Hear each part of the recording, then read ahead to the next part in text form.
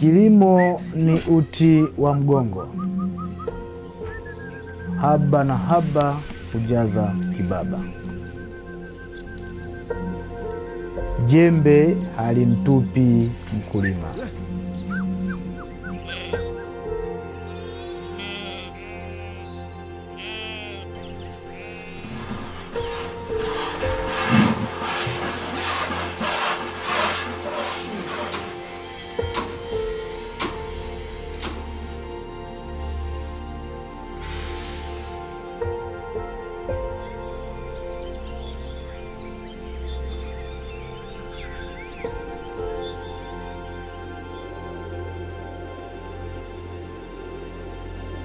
If we narrowed it down just to the farm and to the tourism business, then sustainability would be buying local, producing what you can.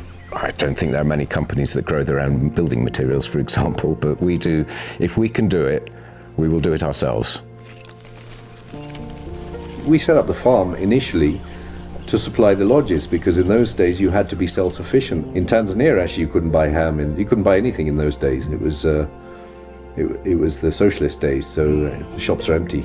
So it was a necessity to actually produce everything ourselves. Without that self-sufficiency, we would never have been able to operate.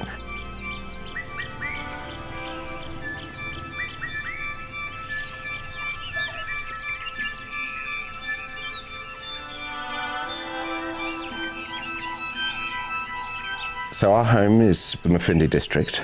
It's different to other parts of Tanzania because it's part of the Rift Valley escarpment. The highest point near here is 2,200 meters, and therefore it's more of a temperate climate, and more suited to tea, wheat, peas, fruit, pears, apples.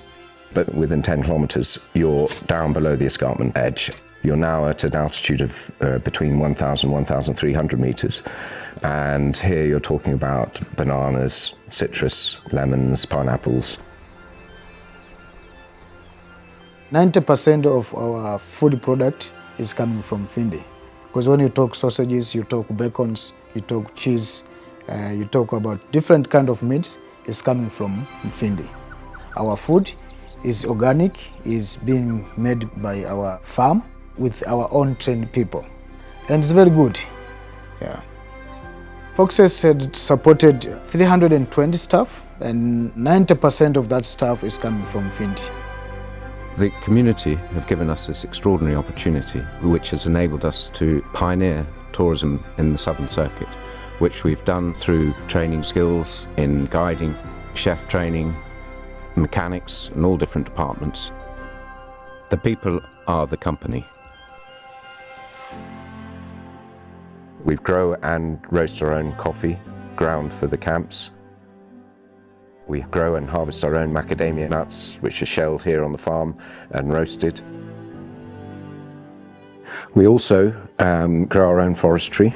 So we've planted 4 million trees, about 6,000 acres. We use these trees for the construction of our camps. From the construction of the log cabins here in Mufindi, the lodge where I'm sitting, we produce our own timber, sawing, processing, planing, thicknessing and profiling for ceiling boards, floorboards, for making furniture, doors, chairs, tables, you name it. We have a policy for the last 2 decades or more of not using any indigenous wood in our construction.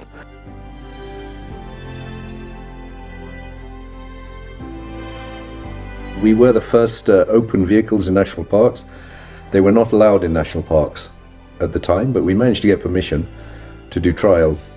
So we went ahead, put wooden doors on, opened the cars up, and we started like that. There was no manufacturer of open vehicles.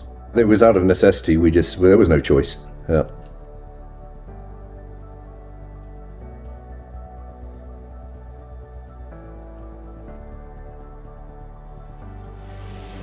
We had to set up a small flying company in order to get people around, because in those days, up until the point that Tanzania liberated the economy towards the end of the 80s, suddenly we had to switch to a flying market. Yeah, it was almost 25 years ago where we bought the first plane. We now have 5 caravans, so we have a small jet and a helicopter.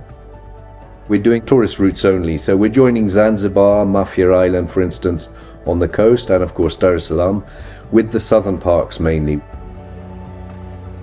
Over time, we invested in forestry here, both Safari Airlink and our lodges, and between the two of them, we're only using about 9 or 10% of the carbon absorption.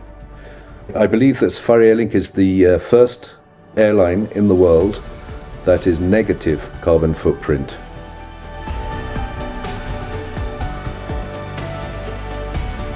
Today, you can buy pretty much everything you need imported, but we feel it's sustainable to be able to produce and source supplies locally. It allows us to control the supply chain farm to fork.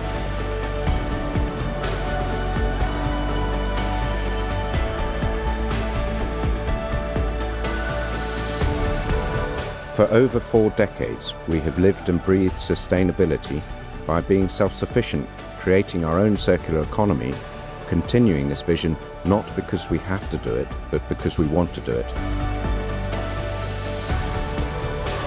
We have learned hard lessons along the way, but our vision and our current operations continue to be self-sufficient in minimizing the footprint that we leave while supporting our communities.